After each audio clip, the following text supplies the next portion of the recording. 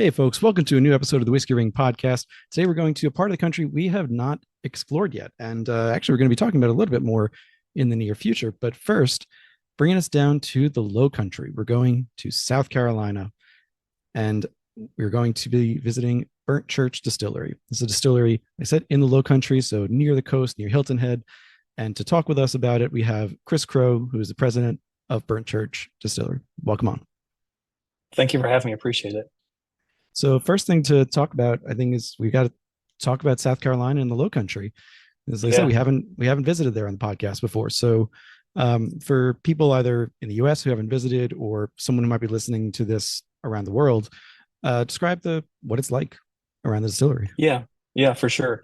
So we're located in Bluffton, South Carolina, which is just to the west of Hilton Head Island, and just to the north of Savannah, Georgia. So right in the very tip of South Carolina. So on the coast area, it's an area that's just beautiful with live oak trees and a lot of natural beauty, tidal rivers, marshes, abundant wildlife, and a lot of good outdoor activities to do in the area. So um, our distillery, we kind of treat it as like the place that when you have a bad weather day on vacation, this is a good place for you to come to. So we have a little saying in our among our employees is like when it rains, we pour.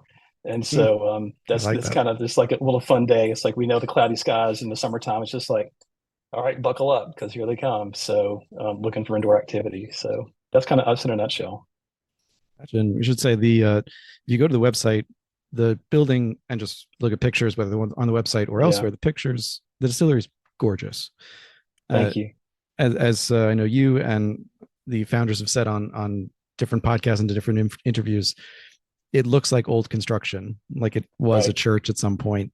It is new Right. construction, but that Right. doesn't in any way take away from the fact that it's really well done. There's tons of exposed brick. We'll talk about the stained Hmm. glass piece that's in there, Hmm. and the idea that it's the facility is as much as it could have been purpose built to not only be a distillery but also a tourist destination and a visitor center, somewhere where people can really That's enjoy correct. their time.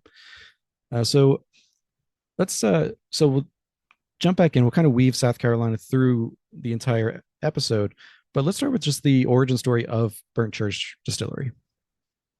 And you mean like the name of the distillery and things like that, The name of the distillery, or but also just just in general?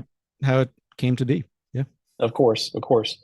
So, Burnt Church Distillery is owned by two brothers, Billy and Sean Watterson, and they were actually on a guys' camping trip out in the Black Hills of out in the Dakotas. And one night, just sitting around, Billy's a serial entrepreneur and has a lot of different businesses and a lot of interest in that. And then Sean actually worked for him in one of his businesses. And so one night they're sitting there at a campfire drinking whiskey and a gin and tonic, and they're just talking about life. And Billy is called on those trips. He's called the Reverend because he always asks those deep philosophical questions, right? So he asked Sean one night, it's like, you know, what energizes you and what motivates you and what do you want to do? And it's like, let's figure out how to do a business together or something like that. So in their discussions, they finally came around to, well, hey, let's like make whiskey, right?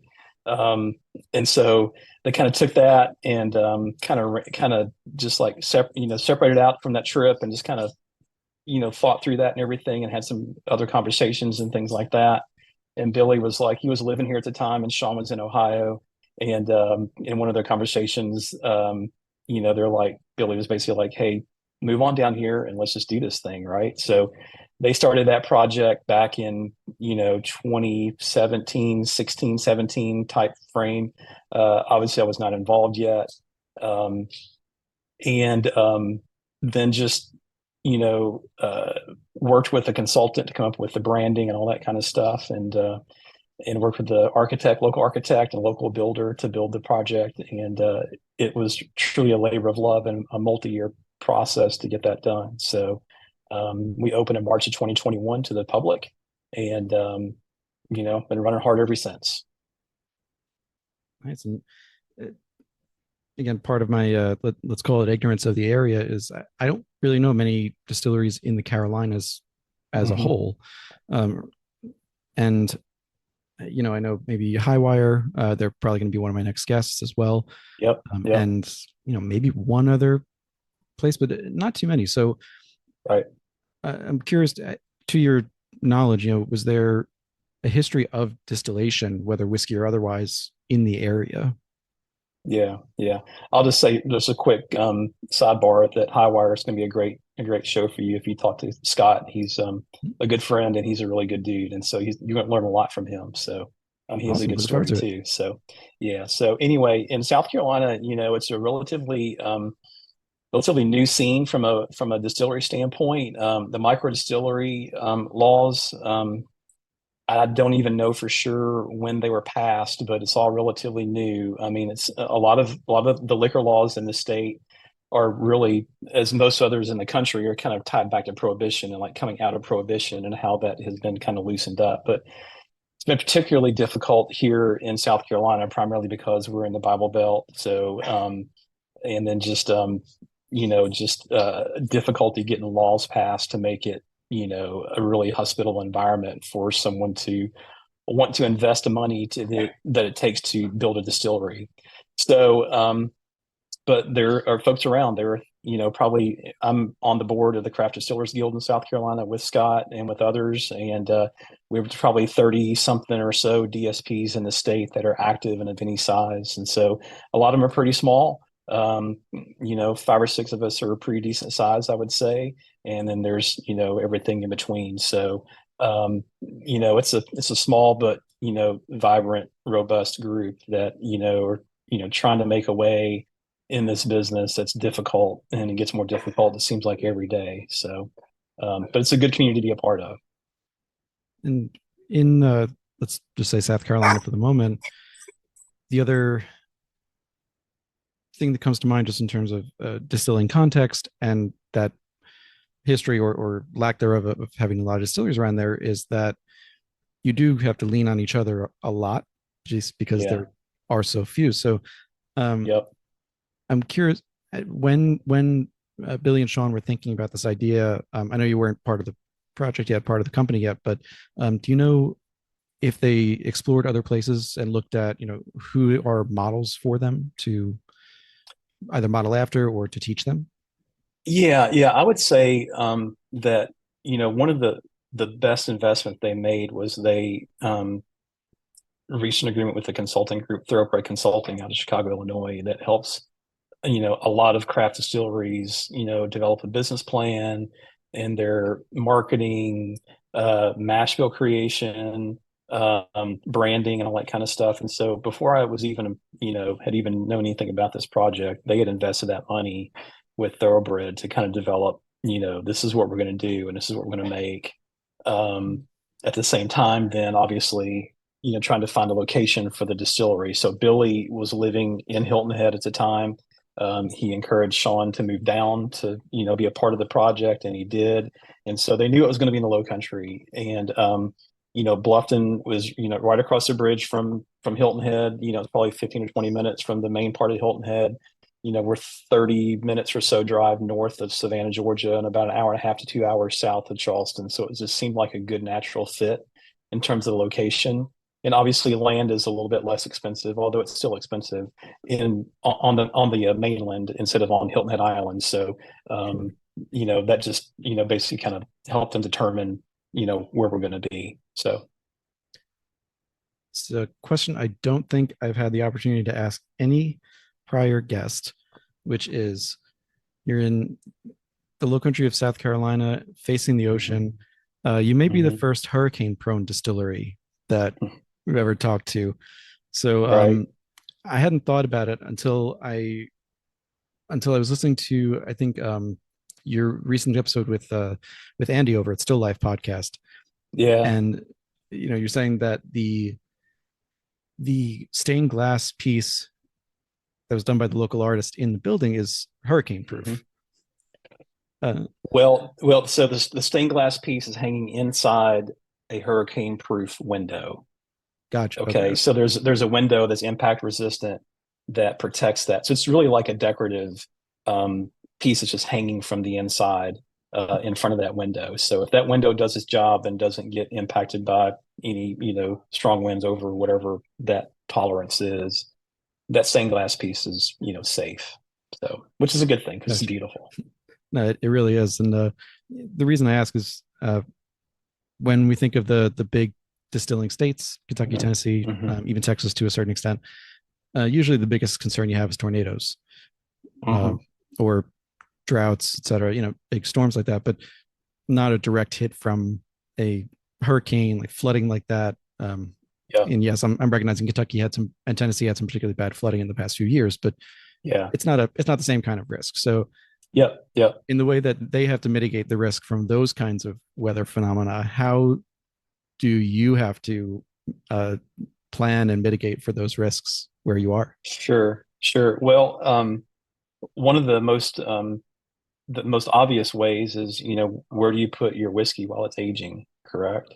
Right. So we have about a 6,000 square foot rick house behind our production facility in Bluffton. It houses the barrels that we will access the most recent. So it's like the oldest distillate is there. And so that's really by design for a couple of different ways that I can get into in a minute. But that rick house is not big enough for the amount of production that we have done in the past several years. And so pretty early on, probably about 2022 or so, we realized that, we're going to need some more space for barrels. And so if like we talked about, as you get closer to the coast, real estate's more expensive. And building is more expensive because you have certain, limitations of what you can and can't do with those buildings. But we needed a simple storage facility that could hold barrels. And so we started looking into opportunities that are like a little further inland. And we found an old industrial building that was vacant. It's basically a steel building that's probably about an hour and a half from here. And we purchased that building. It's on 7 acres. We got a really good deal on it. And it needed some work, and we gave it, fixed the roof and some things like that. But we're housing barrels, an hour and a half from us. And so we have a box truck that we take barrels up there every couple of times a month or so. And it just kind of gets them a little further away from the coast. It gets us some storage. It's a 30,000 square foot building. So it can hold a lot of barrels. And storage won't be a problem for us, at least while I'm involved, probably. So, I feel like mission accomplished. We took care of it. It's kind of a pain for the production guys, and I feel for them to take barrels up there in our box truck. We can hold about 20 barrels at a time in our box truck. But, it's just what we have to do. So, it kind of ties in well with our production, cadence and things like that too. So it's not horrible. And so I think that's a good transition point, just to go back into the history again of Burnt Church and talk about the production start in South Carolina was in 2021. That's correct. Between having to build the site and get it prepared, but also, as you were alluding to, laws had to be changed in South Carolina to be able to distill. So when the distillery started and production started, it was done at Jep the Creed in Kentucky. That is correct. So I told you about the Thoroughbred Spirits in Chicago, the consultants. So one of their customers is also Jep the Creed in Shelbyville, Kentucky. And so when Billy and Sean decided that they were going to make the investment to have our recipes made for us before we even, broke ground, Thoroughbred connected us with Jep the Creed, who was really they were a few years ahead of us, but we're just really kind of getting going and hadn't really started ramping up production up a lot. And so they had excess capacity, and we had a need. So they put us together and worked out a deal. Sean and Billy, Sean specifically spent a bunch of time up there, kind of fine tuning the mash bills and things like that. And so we had whiskey made for us that are our recipes that they put in barrels and let age. So when we opened, there's a dog in the background. I'll tell you about that in just a minute. So I'm sorry about that. It's okay. Anyway, so when we opened back in 2021, we had whiskey for sale. And so that was really helpful to help us get off the ground and get running. We worked through that stock, and we are currently, like, if you think about our really 3 core whiskeys that are on the market right now, Our Anita's Choice bourbon is our distillate now. We've run through everything that Jeff the Creed made for us. Our Bluffton Whiskey, the next batch that we dump, the next barrels we dump will be our barrels that we dump. And then our Palmer Stretch rye whiskey will be our distillate sometime in 2025. So, we're excited about that as it comes along. And we're looking forward to getting it to where, to the point where it's our all distillate. So we're excited about that. For a distillery that effectively started up its own production just a couple of years ago, I think that's pretty impressive. And just to add on to that, if I heard you right on Still Life, you do have some distillate, like the oldest stuff that you've got, approaching 9 years old. I don't know if it's that old. I think that we're probably in the, like, we have one brand that we sourced, one line we sourced some whiskey from, and it's probably 5 or 6 years old, but there's not anything that's going to be that age that's 9 years old.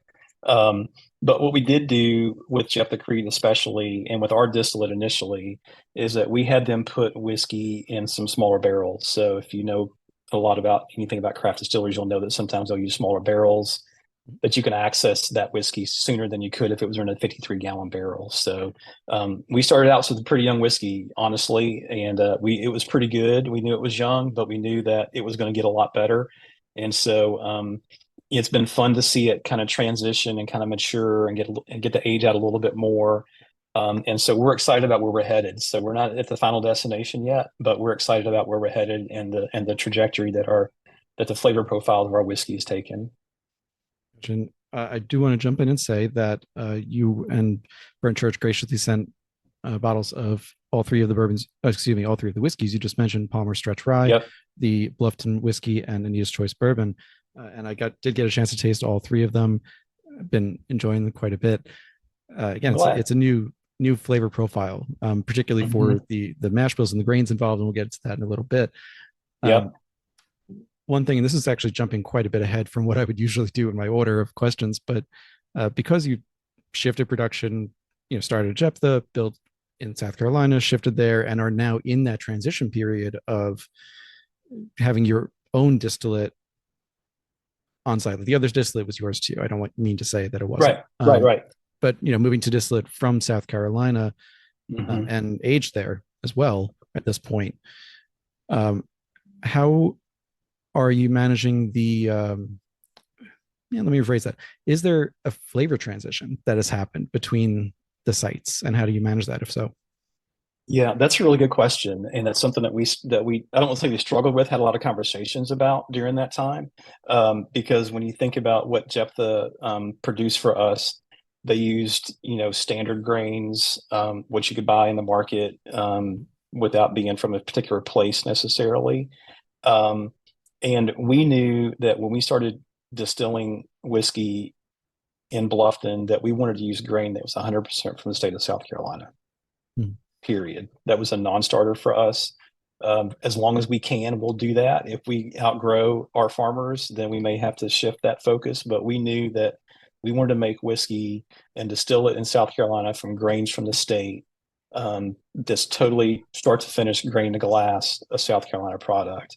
And so, talking to my head distiller, who's a really talented individual with a really good palate. We struggled with, like, what do you do? How do you do it? How do you transition? What is that like? And at the end of the day, I told him, I just said, Peter, I said, you just need to make the whiskey the best you can make it, because that's who we're going to be from the point of transition on. And I don't want you to try to chase a profile that someone did back in 2018 and 2019. I want you to take, just like, baking chocolate chip cookies or baking a cake. It's like, here's a recipe, make it the best you can make it, and stand true to the recipe, and use the grains from South Carolina, and just make it the best you can. And it is what it is at this point. So we were very pleased when we transitioned from the Jephthah juice for Anita's Choice to ours, that it wasn't a big difference. It was a little bit of a difference. It was a little bit younger because we kind of went back in time a little bit, sure. But the flavor profile, we were really pleased with it. And it's worked out well for us, and we just, anticipate, based on what we've tasted and what we know about what's coming when we transition the other two products that are on the market currently. We're excited about the future. Let's put it that way. I'm mentioning the age. It makes sense. You had to go back just slightly to adjust, but Yeah. I agree with you. It'll, especially with the production you're putting out with close to 1,000 barrels a year at this Mm-hmm. point, you'll Mm-hmm. catch up pretty quickly. When the other part of the transition I think of is, did you have to adjust your aging and maturation regime for the barrels when switching from warehousing in Kentucky to in South Carolina?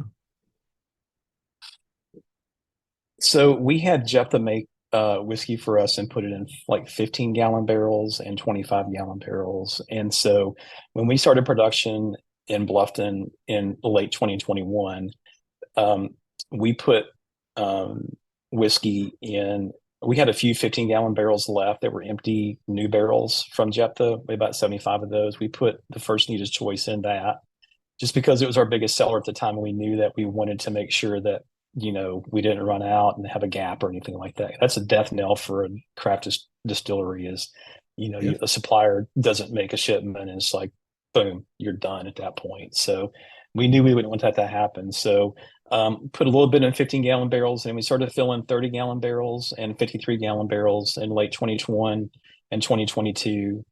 Our 2022 production was about 2/3 of whiskey in 30-gallon barrels and about a third in 53s.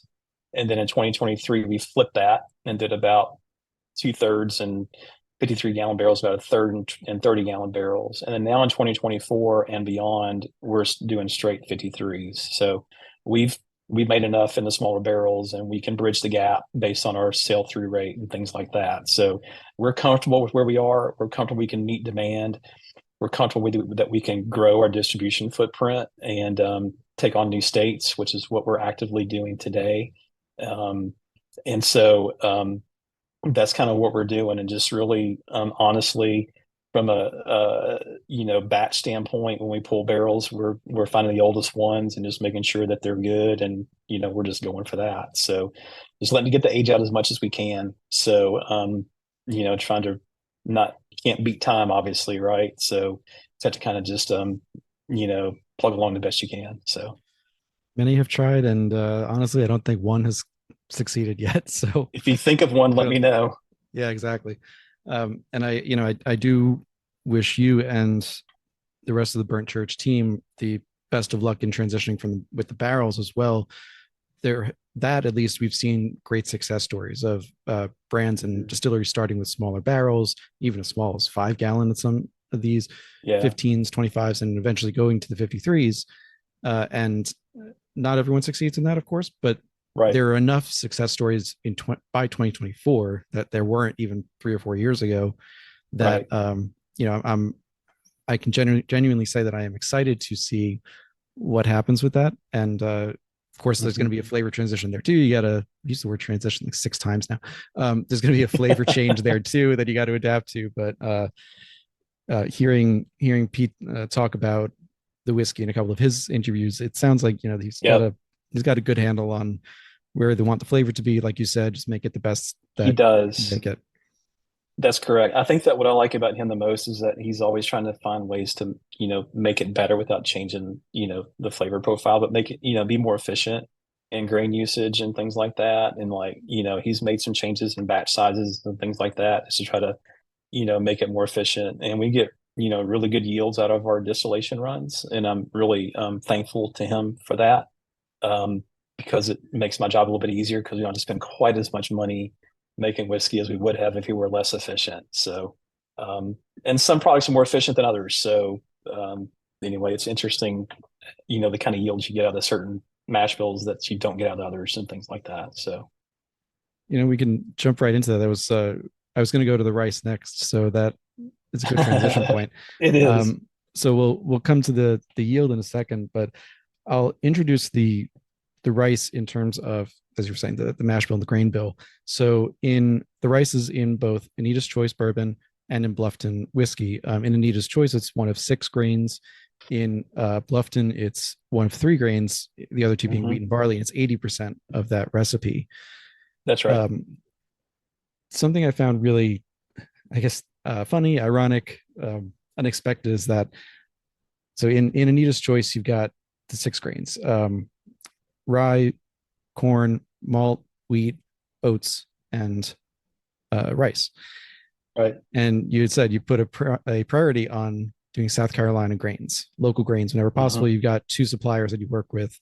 And this was back in 2022, when you're talking with mutual friend Drew Hanish over Whiskey Lore. Drew, yeah. Yeah. And at the time, at least, you were saying, somewhat ironically, the only grain you couldn't get consistently locally was the Carolina Gold rice. And you were getting a lot from Texas at that time. Yeah. And, we're exactly 2 years later from that. I'm curious if the situation has improved at all for you. It has, because we're able to source everything from South Carolina today, and it's still true. So when we started producing, Anita's Choice and Bluffton Whiskey, the Carolina Gold rice, it was interesting back then. It was kind of falling out of favor from a product, from a grain product standpoint, from a growth in South Carolina. But there's a group of farmers in Texas that were like hanging on to it and growing it. And Texas was the biggest producer of that grain at that time. And so, but with our partnership and our commitment to not only, obviously Anita's Choice and Bluffton Whiskey, but with a particular farmer, a guy by the name of Greg Johnsman at Marsh End Mill, he was able to kind of piece together a group of farmers that were willing to like take a step and like grow the Carolina Gold rice, because we can set our production plan. We're working right now on our production plan for 2025. And so we're going to be able to get that signed off on by the owners, hopefully soon.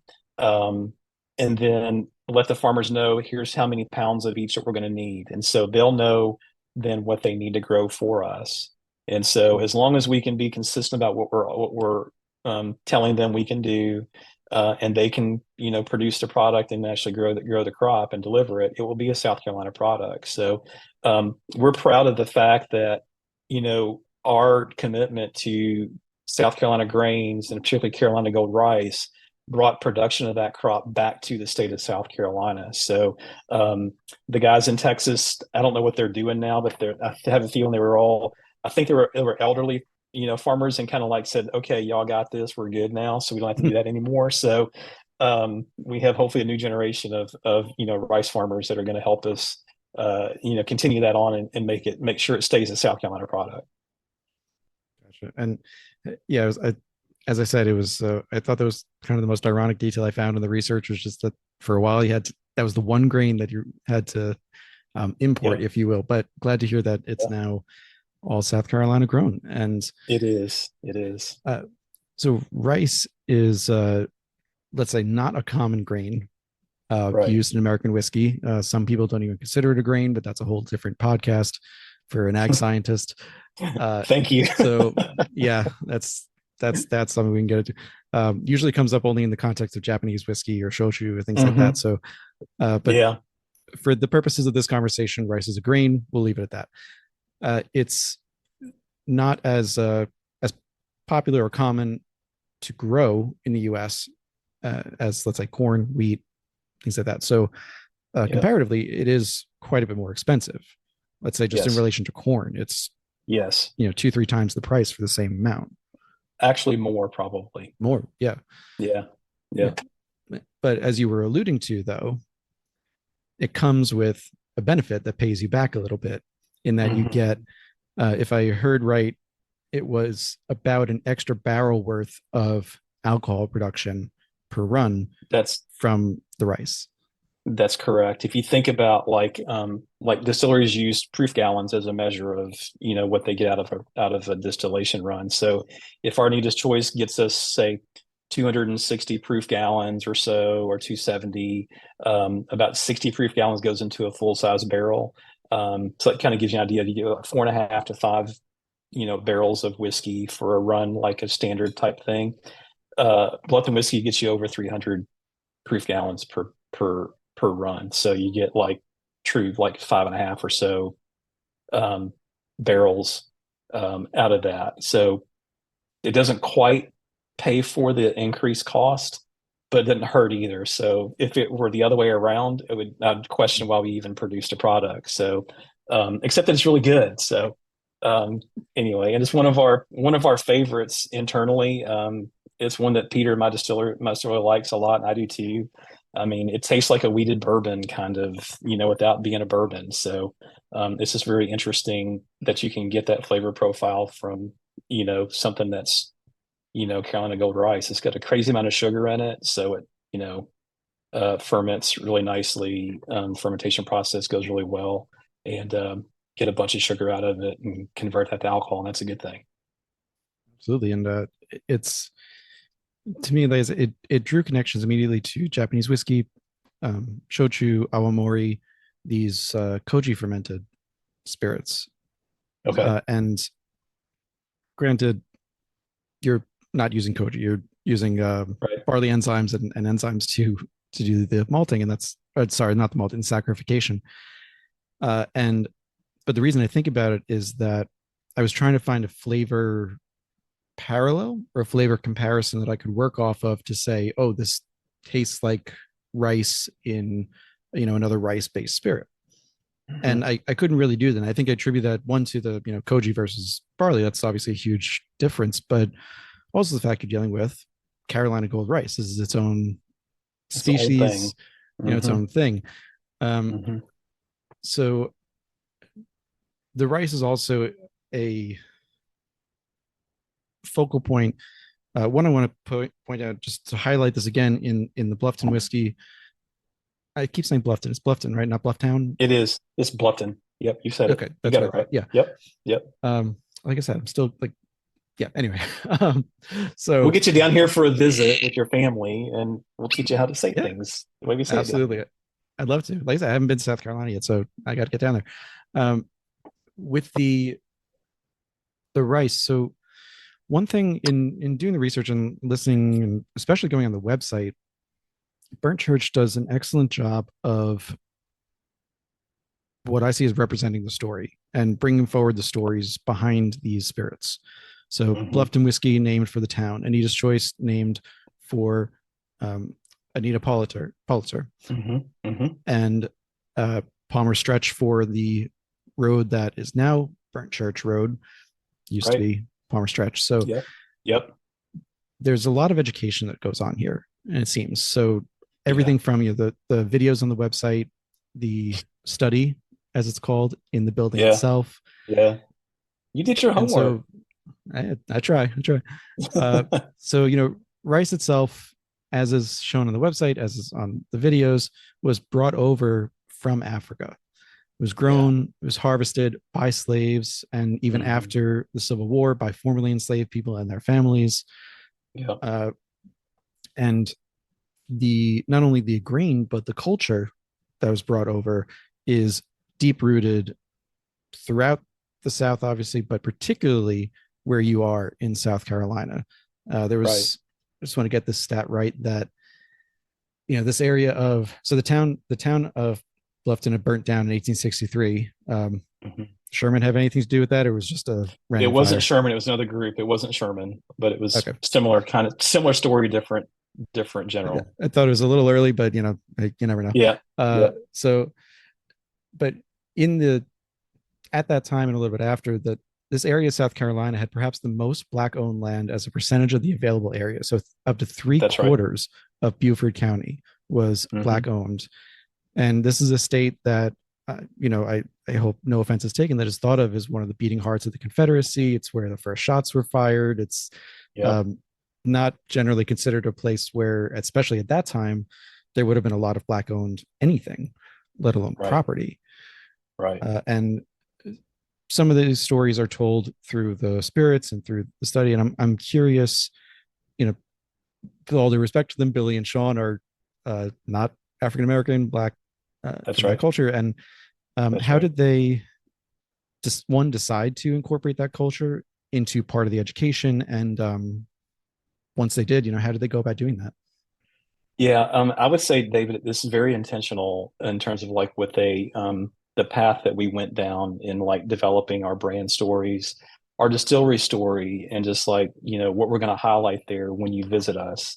Um, it was very clear in reading about history that, after the Civil War, um, when the majority of the land was owned by, Black families, that there was opportunity there that, then was, squashed and, they were, bought out, however, and whatever happened, it's like, suppressed and suppressed and suppressed. And so what we wanted to do when we opened Burnt Church Distillery was, really tell the story of the history without whitewashing the history. And just try to make sure people understand the entirety of the story from I won't say both sides, but like from all sides, right?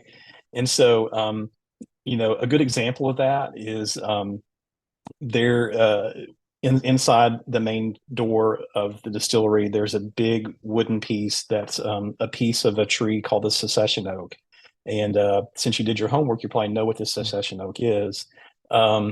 But it's a tree under which, so go for it. yeah, okay, we're going there. So it was a tree under which a speech was given that led to the Bluffton movement, that led to South Carolina being the first state to secede from the Union, that led to the Civil War.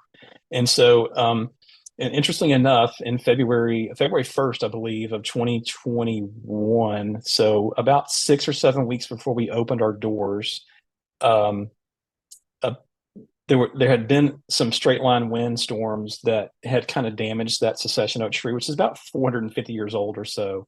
And a big chunk of it just fell off one day. And so there's this big piece on the ground. It basically split in half, which a lot of the old live oaks like that, they'll do that when they get too old and too heavy. They'll just like, split open like that. So a big chunk of it fell off. Billy heard about it. We'd already determined, some of our brand stories, our Palmer Stretch, which is named after, like you said, the name of Burnt Church Road before it was called Burnt Church Road. So it's named after a gentleman by the name of George Bell Palmer, which is a Black-owned businessman back in the turn of the century, 1800s, 1900s, early 1900s. And so, we'd already captured little pieces and parts of that story about, what happened to the Black population here. And this really kind of drove it home and kind of gave us, a centerpiece to really tell that story, with a pretty big megaphone, right? And so he reached out to the landowners that the secession oak was on, and was able to work out a deal where he got a big piece of that tree, found a local woodworker that would go and get the piece, which is like, I don't remember how many thousands of pounds it is, like 4,000 or 5,000 pounds or something like that. Took it to his woodworking place, planed off the top and the bottom of it so it would actually sit, on the flat concrete.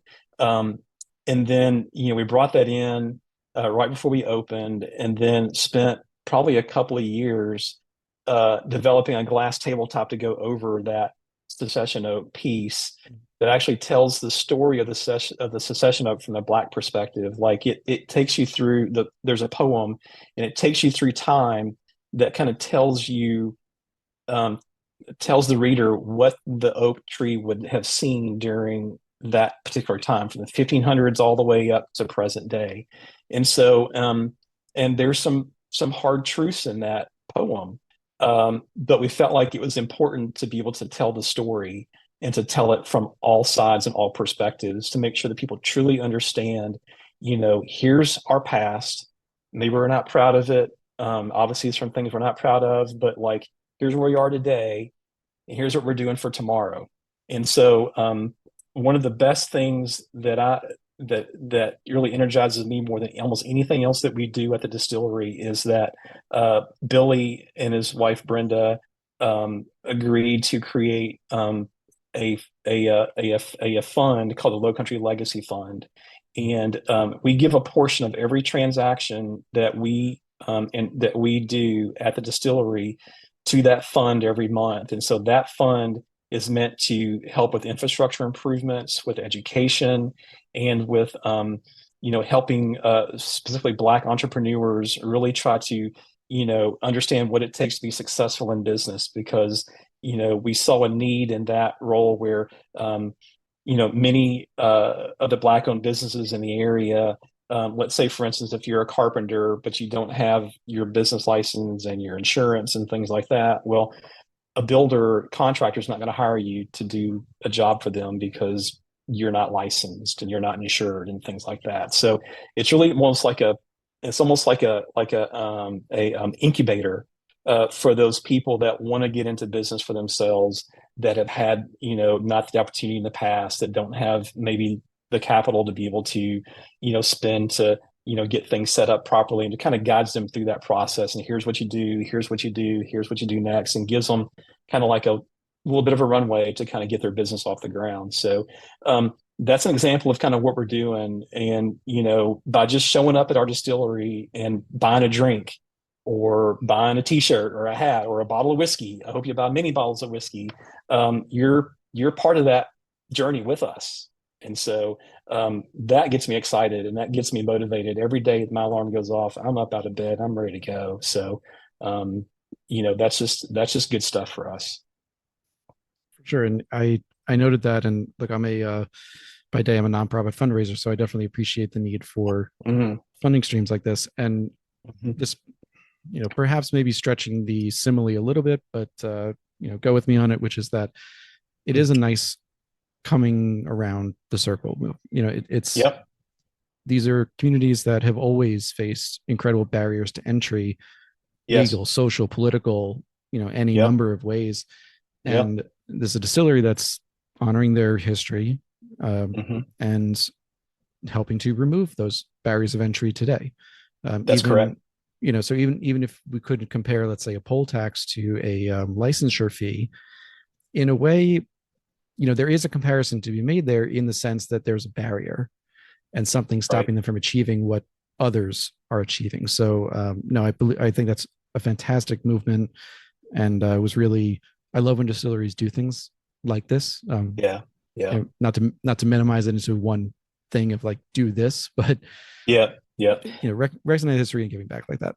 Yeah. I'll add real quick too, that something else that they've allowed me to do, and my team to do, is besides the Low Country Legacy Fund and what we do internally there, we also have a charity partner every month. It's a local charity.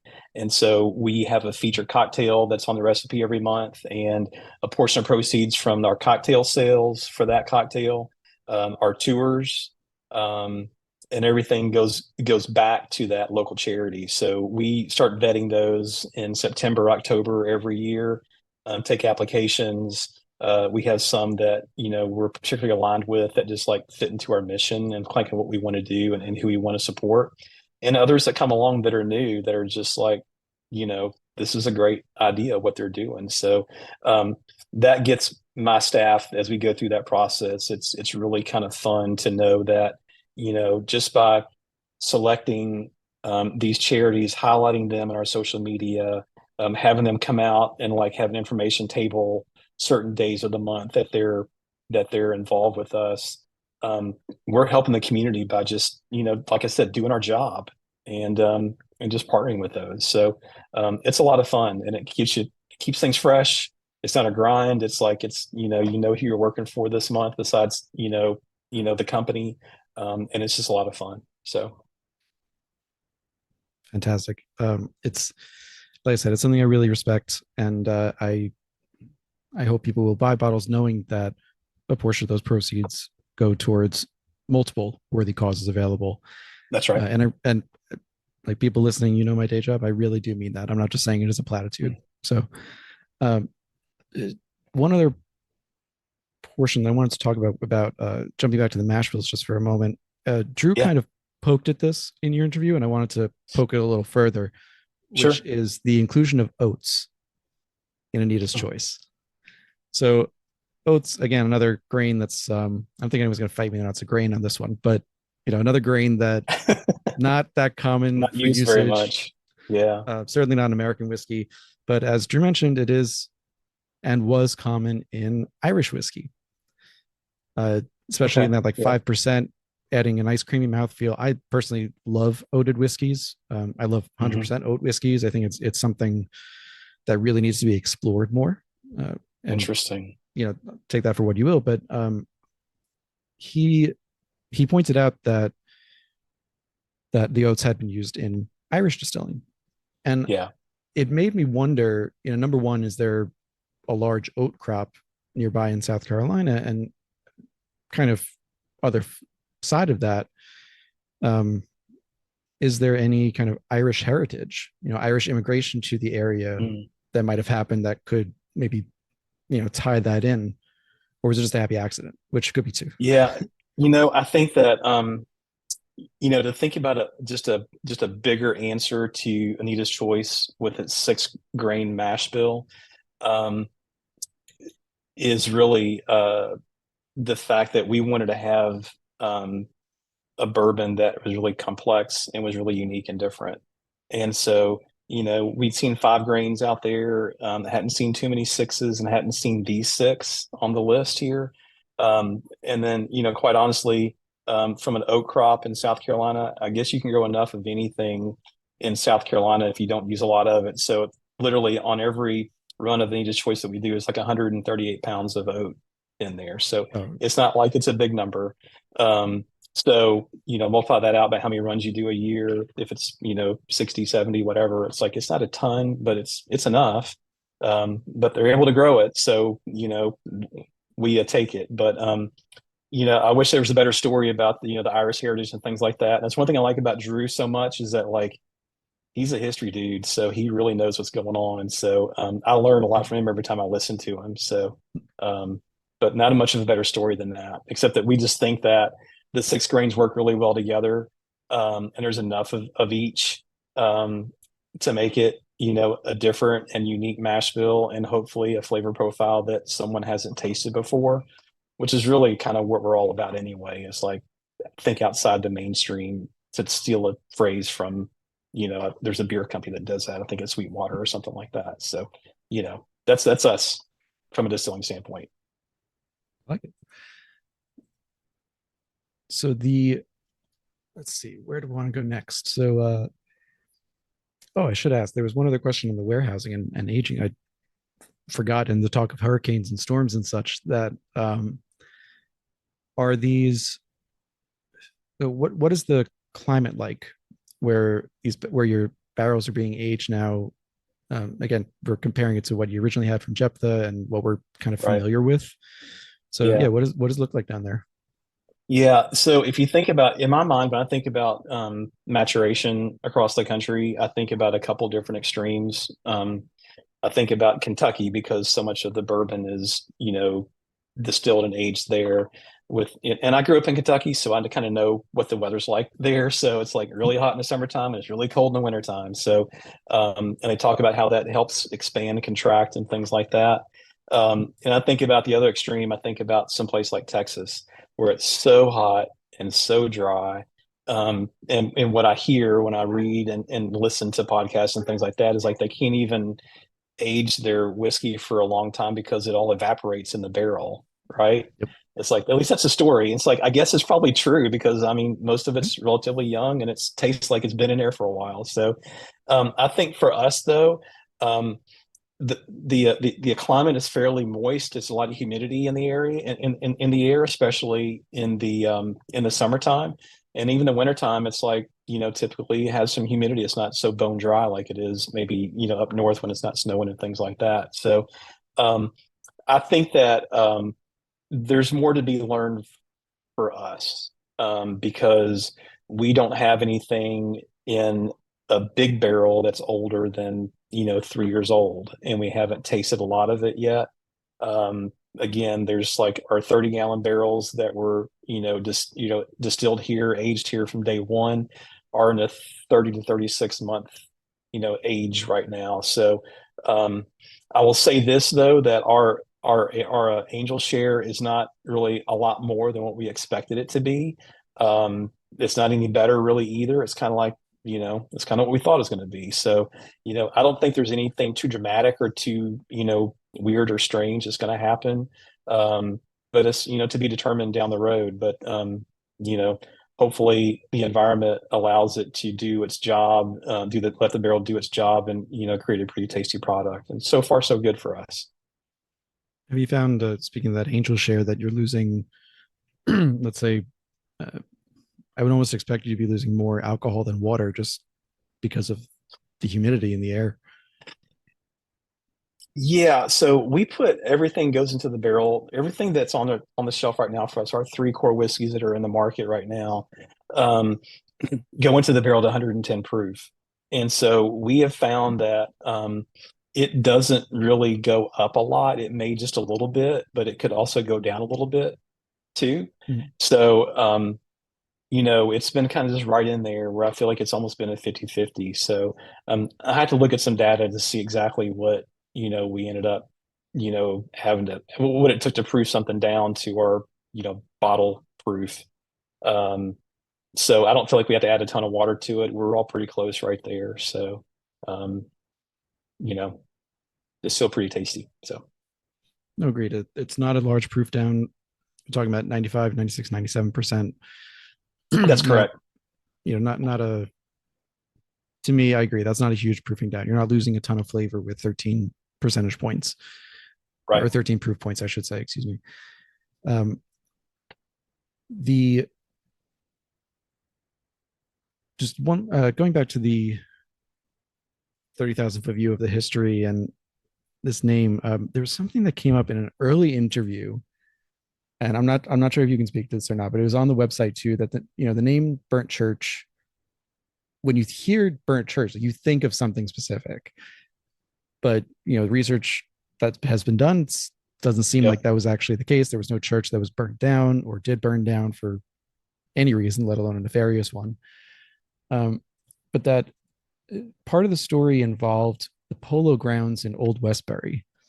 And I only mention this because I grew up on Long Island and pretty Hmm. close to Old Westbury. So I saw that Hmm. and I was like, I got to ask about this. Huh. Right. Right.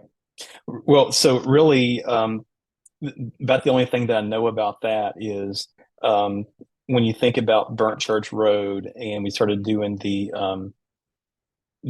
uh, the research about the story and why and all that kind of stuff. We came back to the story of, well, before it was Burnt Church Road, it was called Palmer Stretch.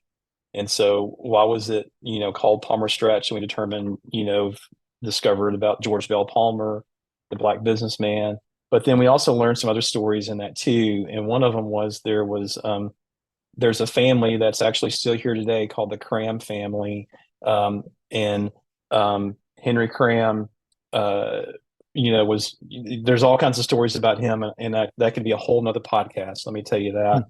But there's basically, he was a kind of a little bit of a troublemaker, it sounds like, and was actually sent down here from New York to kind of like get away from all the, trouble that he was, getting involved in up there. And so he would do some crazy things down here. And one of the things he would do, he was a polo player. He and his buddies were polo players. So there's a little bit of that going on down here too. They brought that with them. But they also on on Thanksgiving Day, back when the road was called Palmer Stretch, they would have a horse race down the dirt road called Palmer Stretch. And so that's really what the connection is with their polo ponies and like polo and things like that. So there's a family tie there.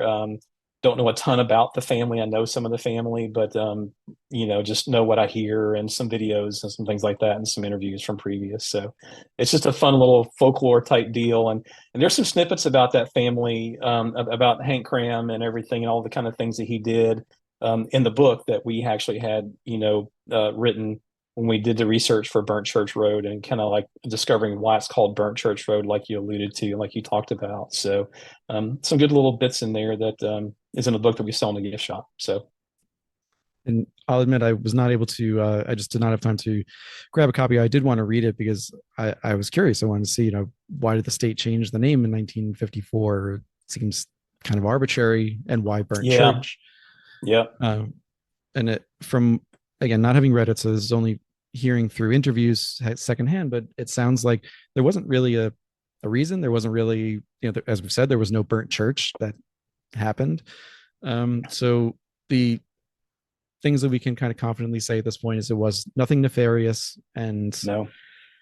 might have just been a name change. Someone liked the sound of the name, and that's about it. Well, yeah. So one of the things that's important to know too is like Billy was captured by the name Burnt Church Road, and like he was in the process of trying to find property and trying to create like what's the name of the distillery going to be and things like that.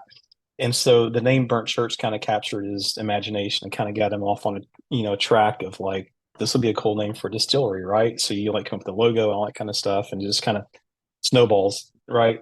Um, but he actually hired a historian to do research into trying to understand why the road was called Burnt Church Road, because there's not really, you do a Google search for that, you don't really find really good answers for that, which is what he did at the time. So he hired a historian. She came up with, history is never 100% accurate. It's always, is it 80 or 90% accurate? Like you get most of the story, but not all the story, that type thing. And so she came up with a reasonable explanation of why it would be called Burnt Church Road. And that's part of what the subject of the book is about, is like, kind of telling the local history around the context of, that time and what happened that would cause, the locals at least to kind of call it the Burnt Church Road, which I think is what led the highway department to kind of formalize that. So it's kind of like that's what the locals called it. So it's like, well, just name it Burnt Church Road then. So it seems like that's what happened. So anyway, that may be giving too much away of the book, but it's still a pretty good read. There's a lot of dates and names, but it's a pretty good book overall. So Yeah, I'm a but recovering medievalist, so I dates and names are kind of my thing. yeah, right. Right. Yeah. But I'll say though that, again, it goes back to, it was important to us to have authentic story, brand stories and, things that weren't just made up and just, my great, great, great grandfather was a moonshiner and, this is his recipe and all that kind of stuff. It's just like some of that may be true out there, but like we wanted to just kind of do things our own way with our own mash bills and, wrap authentic stories around, those products. So. It's a great segue into next topic, and we've had some good segues today. I love it. It kind of flows, doesn't it? Yeah. So, these names that we're talking about, and in addition to the three whiskeys that we're talking about, Anita's Choice, Bluffton Whiskey, and Palmer Stretch, there's also Devil's Elbow Gin. Yeah. And the Sin Eater. was it? Sin Eater. Thank you. Which went right out of my mind. I wanted to mention that specifically because I want to look up that recipe for the monkey bread made with it, because apparently it's amazing.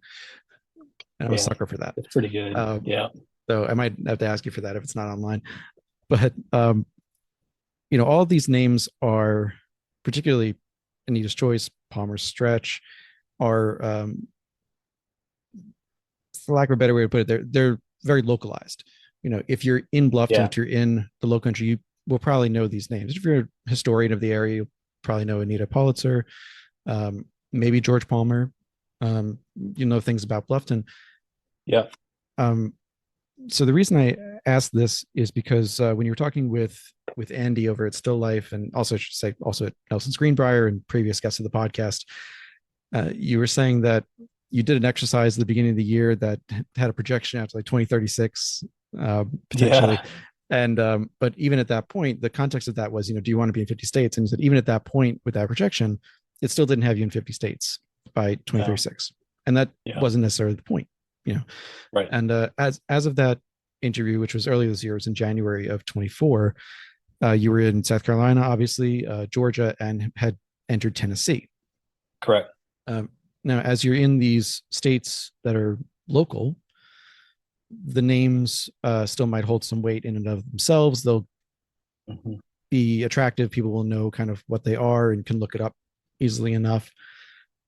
As you expand, just to throw this out there, I'm curious if there's any concern or plan for how to educate consumers about what these names mean as you go further from the site of where the names originate. Yeah, that's a good question, and it's something that as we get outside of our home market, I would say, or our backyard, it's like, how does this play out, and what does this look like, and do people really even care, right? And I think about our products. If I use an example, like our Anita's Choice bourbon is our biggest seller of the three current whiskeys we have on the market. And I know you talked about Devil's Elbow and Sin Eater. We'll talk about that too. But like Anita's Choice is, named after Anita Pollitzer, who grew up in Charleston, but she lived in New York. So she went to school up there to study art. She met artist Georgia O'Keeffe while she was there. Befriended her. They had a relationship that lasted many years. She introduced Georgia O'Keeffe's art to Alfred Stieglitz, who had a gallery up there in New York, and actually ended up marrying Georgia O'Keeffe down the road. So, I mean, she has ties to a lot of stuff, and not to mention she was a suffragist, and she was, one of the key parts of getting the 19th Amendment passed for the women's right to vote.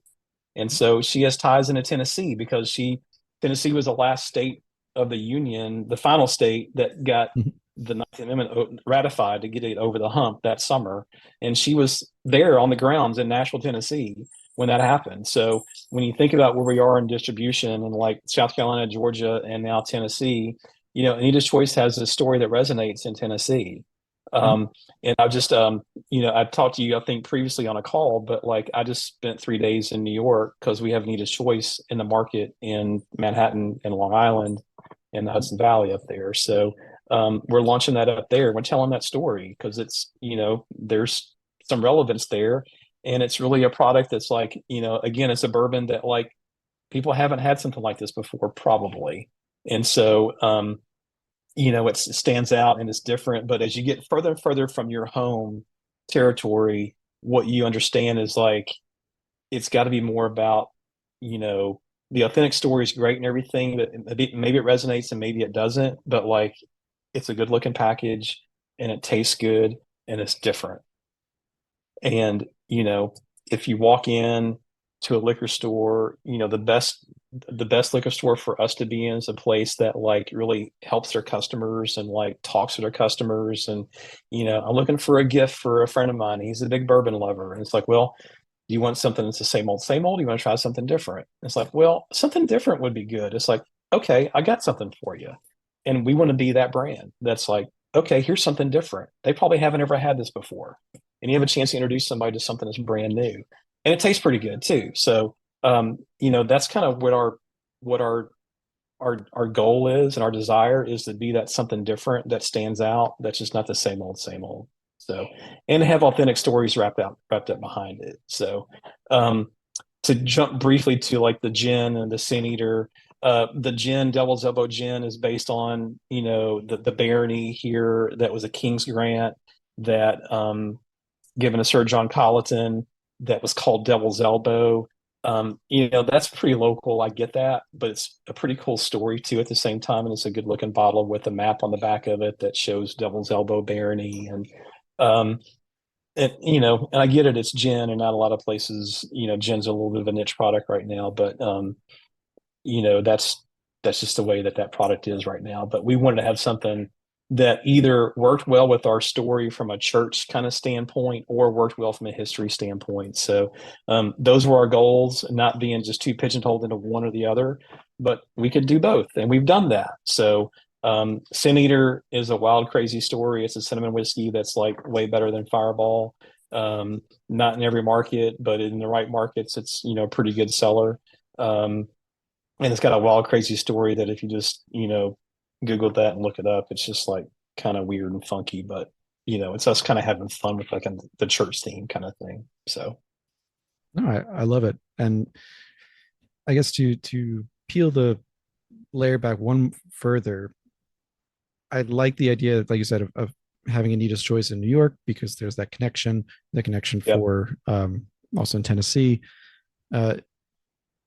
Putting aside online sales because that's its own beast. For Yep. in person and on premise, are you thus targeting states and areas like New York, like Tennessee, where these stories will resonate the most first? Yeah. Yeah, that's a good question. I would say that it really just kind of happened when I think about, our past from a growth and distribution. It's like, we knew early on, obviously getting distribution in your own state in South Carolina was like the key focus. And we went with the big distributor for our state because we wanted to have someone that's willing to take all of our products from the very beginning to give us basically a blank slate. It's like all our products are in the warehouse. I can go across the state and I can sell it, and they can pick any product they want and bring it in. And we wanted to do that, and mission accomplished. We were able to do that. So we've been with the same distributor since the beginning. So they've been very, very, very good to us. They're big, like I said, and it's hard for us to kind of get their attention sometimes. But then, you don't want all their attention. You just want the appropriate amount of attention. So that's the way I look at it. Is like, I don't want you to. I'm not going to beat you over the head and like make you do our product every day, but like every once in a while you need to focus on us. So, and we've been able to do that and be able to have some growth there in the state. Empire or in Georgia, we're the Empire distributors, and they've been good partners for us. And then they came to us soon after we started in Georgia and said, "Hey, we do Tennessee as well, and we think you'd be a good fit for there. And so, what do you think about going to Tennessee?" And that really kind of came together that way. It wasn't just like Anita's Choice has a great story in Tennessee, let's go there. It was kind of the other way around. It's like, okay, let's go there, but let's lead with Anita's Choice and focus on that and really push that hard because it's got a great story that resonates up there. And if you know, I don't know if you know people from Tennessee or not, but they're super proud of the fact that they were the 36th state that basically ratified the 19th Amendment. So it's a big deal up there for them. And so we knew that it would be a good product to have up there. And then the New York thing really came up. Like Billy has a neighbor that in his neighborhood on Hilton Head there's a guy that is a partner for a distributor up there that has a house down here. And he and Billy know each other, they're neighbors, and they just talked about, hey, if you want to come to Manhattan, let us know. And so we reached out earlier this year, and I've been up there like 3 times now, and we were able to launch with them in September. So we're just getting started up there. So, but it was 3 days of work up there in the market. It's led me to feel like we've got a future up there too. So we're excited about that. So for us, it's finding the right partners, regardless of where they are. So it's like and that's I think the landscape is changing a little bit for craft distilleries, in that instead of saying like I want to go here and here and here, you have to almost say, where is a good partner for me? And then when you see where that place is, it's like, okay, I wasn't thinking about that state, but I've got someone willing to work with me there. Let's consider that. So it's really kind of changed things a little bit. You can't just dictate where you want to go, because distributors are getting more and more choosy about where who they take on and where they take on and the time they spend with those brands. So it's an interesting environment right now for sure. So, and as you were saying, if you're with a large distributor, there are definitely benefits, of course, but once in a while, if you're a smaller, just by sheer volume, you got to poke the bear a little bit to, That's exactly right. Make them know you're there. That's right. So in my last kind of line of questioning that I had for you here, I wanted to close on South Carolina again, because it's such a new territory for me, and honestly, for distilling, it's a new territory as well. Yep. So, yep. You are part of the South Carolina Distillers Guild, correct? And this is obviously a new guild. It's the laws are only, I think you were saying, fewer than a decade ago, or less than a decade ago. I think that's about right. Again. Yeah. And up until 2021, you were also in one of those situations where if you wanted to make a cocktail on site, for example, you had to use only your own alcohol. Mm-hmm. Which we've seen that around the country. Denver, Colorado, I should say, has that. New York had that for there. A lot of states had that for various reasons, probably tying back to prohibition and limits on distribution.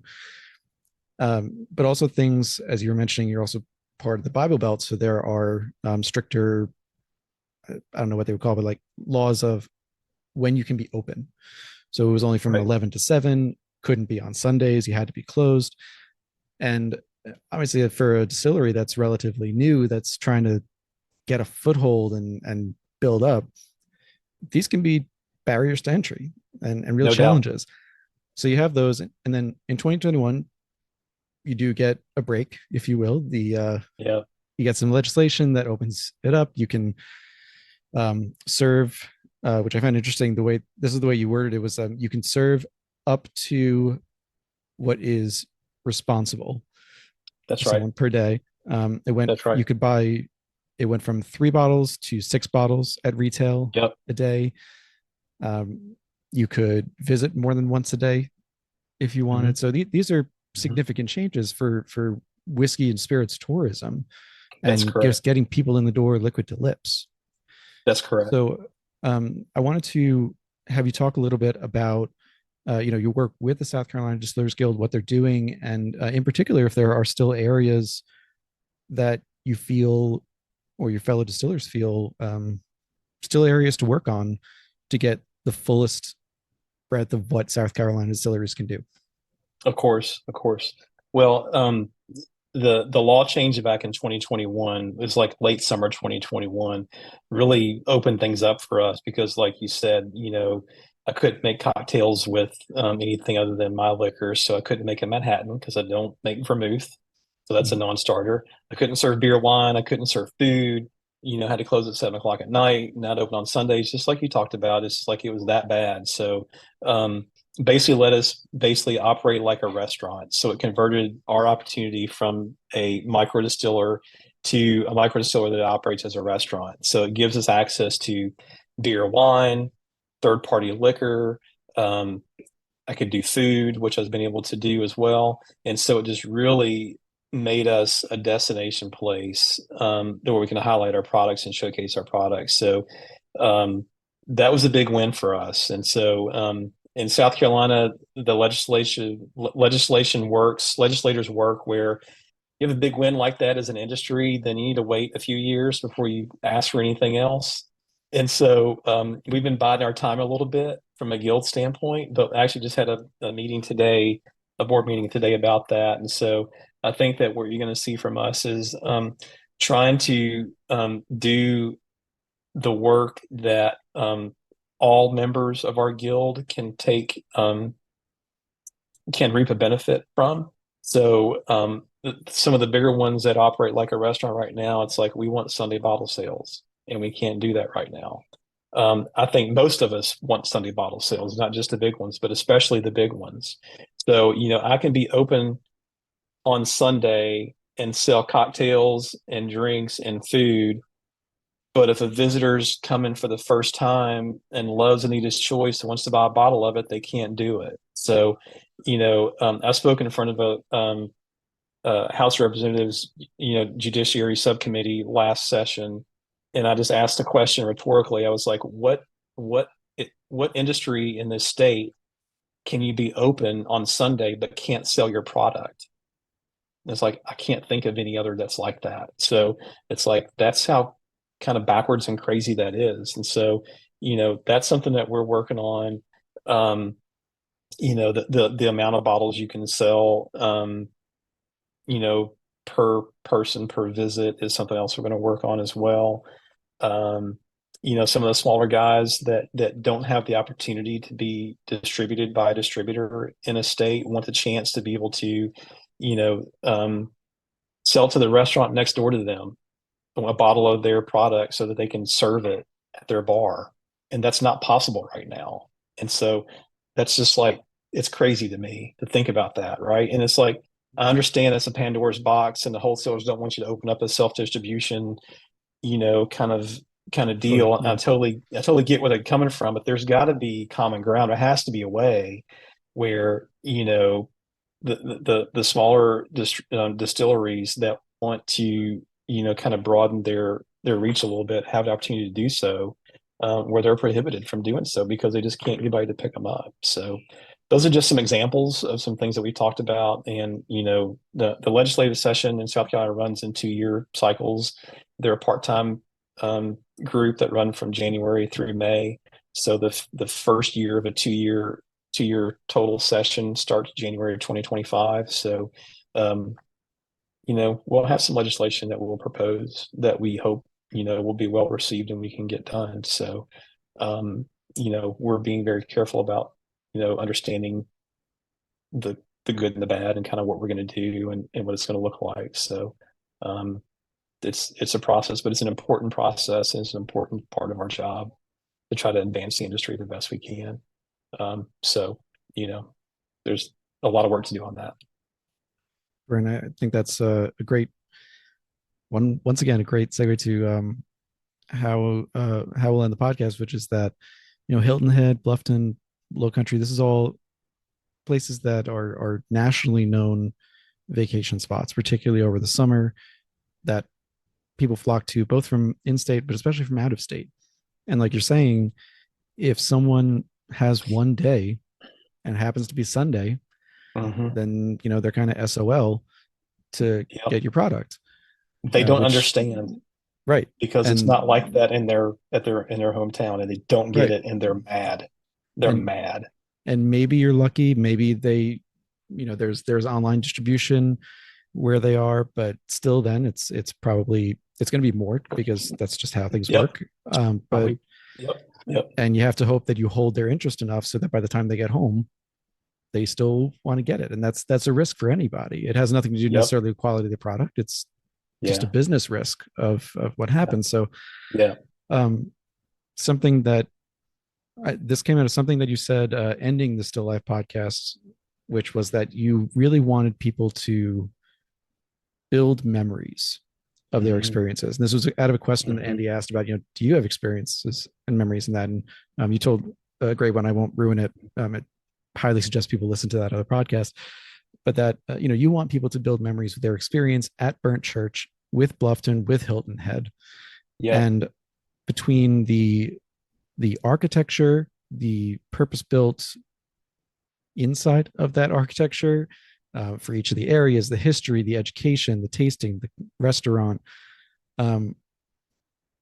If anything, what do you think is the last piece or something else that you'd like to add to that experience that will then add to people's experiences when they visit? Gosh, I would say, David, that for me, it's just we work really hard every day, and our staff works really hard every day to make sure that the experiences that our customers have at our facility is the best that it can be. And we're not perfect, and we're going to make mistakes. And you may not like some of our product, but there's going to be probably something you like, or something that somebody in your family is going to like. And we just hope that, at the end of the day, we've presented, our area that we're so proud to be a part of in our community. We're so proud to be a part of. We present it in a way that you can appreciate it maybe more than when you came, when you showed up. And if you come to Hilton Head every year, I can't tell you how many times people have said, I come to Hilton Head every year for vacation and never came out to Bluffton, and this is freaking awesome. It's all this kind of stuff. It's just like, I want us to be that place. It's like, you've been coming to Hilton Head for 20 years and you never ventured across the bridge to spend a day, but you came out and saw our place and you're thinking like, oh my gosh, this is awesome. So, and it truly is. I mean, it's a beautiful place to be, and it's nice, friendly, welcoming folks that most people are from somewhere else. So everybody can fit in. And it's just like, come on in, let's create a memory together and have an experience, and, have something to talk about, the next time you come. It's like, we got to go there. So that's who we want to be, and that's kind of what we're trying to do. So be good ambassadors for the community as well. So awesome. Well, with that, Chris, thank you so much for coming on to talk about not just Burnt Church Distillery, but also South Carolina in general, the distilling scene there, the changes that have been made, that need to be made, the experiences people can expect when they go there and that they should look for. And like you said, I myself hope to get down there sooner rather than later. We'll see how quickly I can get down there with current life changes, but we'll work on that for sure. So hang on with me for just a minute after we finish the recording. Sure. We'll make sure to put in, as always, in the show notes, links to the social media, to where you can buy the bottles if it's somewhere where you can get online distribution. And as always, you can always reach out to either me or to Burnt Church Distillery to get more information. So thank you, everybody, for listening. Make sure to tell your friends, leave a 5-star rating review wherever possible, and I will see you all next week. Awesome. Thank you.